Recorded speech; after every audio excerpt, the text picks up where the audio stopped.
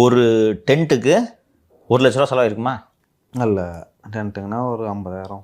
அது இடத்த பொறுத்து, சேரை இல்லை ஸ்க்ரீனை பொறுத்து. 100 சேருக்கு வாடகை, எல்இடி ஸ்க்ரீனுக்கு வாடகை, டென்ட்டுக்கு வாடகை, ஹை எண்ட் ப்ராட்பேண்டு, டைரக்ட்லியிலே மேன் பவர் சேர்த்து சொல்லுங்கள்.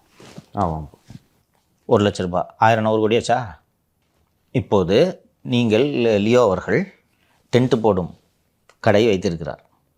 நீங்கள் எல்இடி வாங்கி முதலீடு செய்துவிட்டு வாடகைக்கு விடும் வேலையை நீங்கள் செய்து கொண்டிருக்கிறீர்கள்.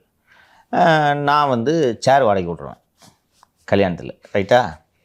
100 சேருக்கு எவ்வளோப்பா வரும்? 100 சேருக்கு ஒரு சுமாராக சொல்கிறோமே, ஒரு 100 சேருக்கு வாடகை 10,000 ரூபாய் ஒரு நாளைக்குன்னு வச்சுக்கோங்களேன்.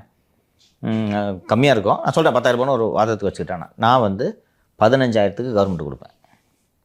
எல்இடிக்கு ஒரு நாள் வாடகை, இது அரை நாள்லாம் போட முடியாது, ஒரு நாள் வாடகை. எல்இடிக்கு அவ்வளோ பெரிய ஸ்க்ரீனுக்கு ஒரு நாள் வாடகை 20,000 ரூபாய் என்று வைத்துக்கொண்டால், மார்க்கெட் ரேட்டு 20,000ன்னா கவர்மெண்ட்டுக்கு பில்லு பண்ணும்போது 40,000ன்னு பில்லு பண்ணுவாங்க.